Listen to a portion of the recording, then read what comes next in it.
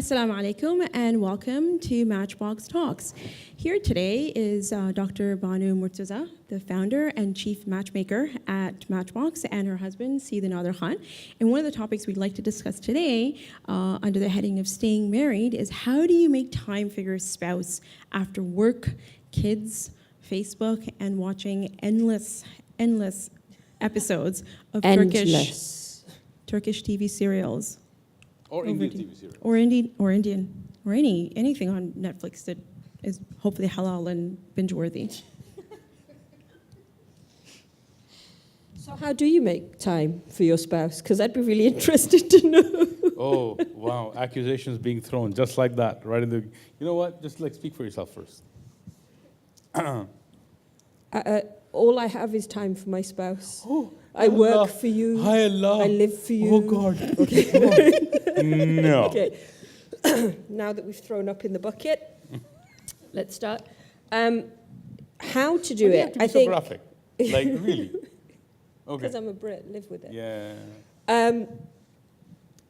It's hard. It's definitely hard. It's hard because, especially once you've been married, especially after the honeymoon period has ended, and that kind of mundane daily life has begun, it becomes one of those things of, well, of course I've got to wash up, and I've got to clean the house, and I've got to finish the work that I've got to do for the day, and then I've got to deal with the kids, and by the time it's like 9 o'clock and the kids are in bed and there's silence, that's literally all you want. It's like, no, stop talking to me. No, it's quiet. Can you hear that? I don't want to see this It's video called about silence. the octopus. Let it be. And so that can make the other person, especially if the other person has been waiting to speak to you about something, can make them feel quite rejected and quite dejected and stuff. But at the same time, I think there's that, and it's a cliche, but it's very true, is that a good relationship needs work, and so if you're not making the time to even say, there is going to be this portion of the day, of the week, of the month that is non-negotiably yours. So, because your time is valuable, and if you're going to give it to somebody and you're going to say, this is non-negotiably our time, and it doesn't matter what happens, I won't interfere with that. I think that's really, really important. And so scheduling is key. As so. Unromantic as that idea might be, it Yeah. actually is quite one of the more romantic things you could do for someone, is to say, I'm giving you the best thing that I have, the most precious thing I have. Right. And my time. scheduling something doesn't mean that you stop being spontaneous everywhere else in your life. It means that you have at least, at the bare minimum, you have this to fall back on. Now, coming from an ADHD, point of view, I'm somebody who really struggles with consistency in everything in my life. There are things that I've been struggling to implement in my life for the past 25 years, right? I still struggle with them today, right? That's just the nature of the beast that I'm dealing with. One of the things that does is that it spills over into a relationship where you make a commitment and try your best to live up to it, but it falls off the rails, right? And it may happen in, relationship with everybody, but it's cyclical, right?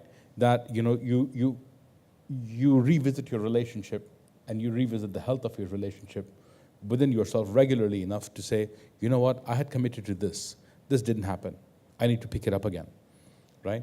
And So some self-accountability. absolutely. In terms of your looking at, nurturing of making a list of what you had committed to and looking at it regularly and saying that, you know what, I dropped the ball on X, Y, and Z. I've dropped the ball on the whole list, right? Which I often do, and this person is patient enough with somebody like me to say, yeah, it's okay. It's not okay, because it's not okay because I had committed to it. Right. Right? So how do you? So that is a natural thing that will happen, Of right? course. You have all the right intentions. You wake up, that morning. You get off to work. You're looking forward to that time, and then something doesn't happen. How do you, as a couple, or what advice can you give people to sort of navigate that immediate kind of potential flashpoint, right? Because we can talk in sort of I ideals, but my thing is this, and I'm not sure if you will agree with it. My thing is that to expect perfect execution is unrealistic. To expect that you will never fall is unrealistic. You should expect that you will fall, but at the very least, what you have is you have a principled acceptance that this is how it should be. If we fall, we should get up and go back here again. Every a few months or a few weeks later, you should expect to mess up. Okay. But that doesn't mean that you let yourself mess up or you give yourself an out. This is human, it's going to happen. Banu was Right? laughing. I think Ishmael. But the thing is, you don't expect that of yourself as much as you expect that with your partner. We're a lot harder on the other person. Right, absolutely, right? You expect that of yourself, okay, sure, absolutely. But you expect that of your partner that, look, this is something we both committed to, and if for me to expect that from her or him every single time is unrealistic, because they're not superhuman, right? But the point, though, is to make sure you get back on it every single time you fall. And I think that is the key. And does that mean, Banu, that to his point, that you have a core, like 2 or 3 things that you know, or that he absolutely cannot mess up on, or he'll hear from you? See, I think we come at it from completely different ends of the spectrum, in the sense that, this is where the glass is half empty, glass is half full sort of thing. He will say, I expect that I will fall at some point or another. Whereas my thing is, pray 5 times a day, right? You don't expect to fall on that. This is You recognize that once in a while you punch might in the not, gut. but and so my thing is, there are certain things that you don't fall on, and if you fall, okay. But if you begin with the place where, and I think it's just the fact that we have different perspectives. We really do, on this point, we really do, so the reason because I'm coming from a place where I struggle with consistency, I have a different point of looking at it. Yeah, and so the reason he keeps saying, I'm not giving myself an out, is because that's my thing. You're just giving yourself an out. No, I'm not. right, because I'm not. you're holding him to his commitments. Commitment, Right. absolutely. And I think, there's that, in some respects, for most of the time, you have to allow for the fact that if you've got differences, you just got to try and meet in the middle, and you've got to, I think John Gottman and his wife, they talk about that sort of, you've got to keep putting in. Right. Right, you've got to keep putting into the relationship, even if it's you're putting into it in little ways, so that when you do flounder and you do fail to find time and you do realize that 3-4 weeks have gone by and actually have we even had a conversation about anything Besides work and beyond kids. work, Yeah. kids, The shopping, household, yeah. household stuff, and you realize that actually no, I haven't even. He has no idea what's going on with everything else that's happening in my And life. that, if you let that and vice fester, then versa. that's really dangerous. Right. Because you're losing sight of the fact that you wanted to spend time with this person, course. and that's why you Right. married. Of course. Married them, Exactly. Of course. presumably, right? But you've been putting in. You've been and this is, that idea of everybody has a love language, so my thing is, okay, but he really made an effort and he took the bins out every single time, and I come home and the food is made and even when he can't make it up to bed until 4 a.m., he made sure that he did the dishes before he did so, sort of thing. When right? I'm in the studio and I'm working on a song, that's where I am at. That's where Like, The yeah. world doesn't stops existing.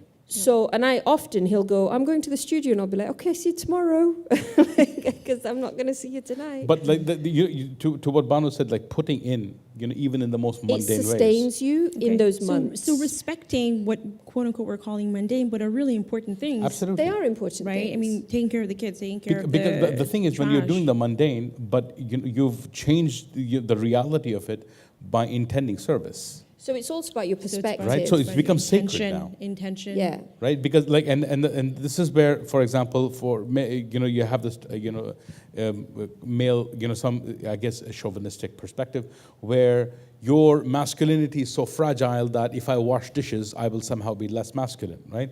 But the thing is, when you return to the description of You know, the Prophet Sallallahu alayhi wa sallam. you know, and Sayyidah Aisha was asked, you know, would describe him, kana fi mihnati ahli, right? He was in the service of the mundane chores of the household, right? So if this is, you know, if this is the example you're living up to, then come on, like, Then you're you know. elevating the daily. Of course. So now then, putting in the bank of your relationship by doing mundane chores has now become a sacred act. And is as important as finding things to laugh with your partner about. Absolutely. Right. As finding, you know, even if it's Even if laughing it's each at other. your partner, Great minds. Yes. as opposed to laughing with. But you know, that just that feel and that sense of having laughter and even vocally appreciating your partner, even if you're not, I mean, the amount of times I'll appreciate him to the children as opposed to him, but he's in earshot, so I know he's heard it. Because you can't say it to him, he might not be able to get his head out the door on his way to the studio. No. I'm used to being praused all the time. Yeah, you It's see? like, Which is why I can't add Yes. to it, right? Yeah. Because he's proud of his humility.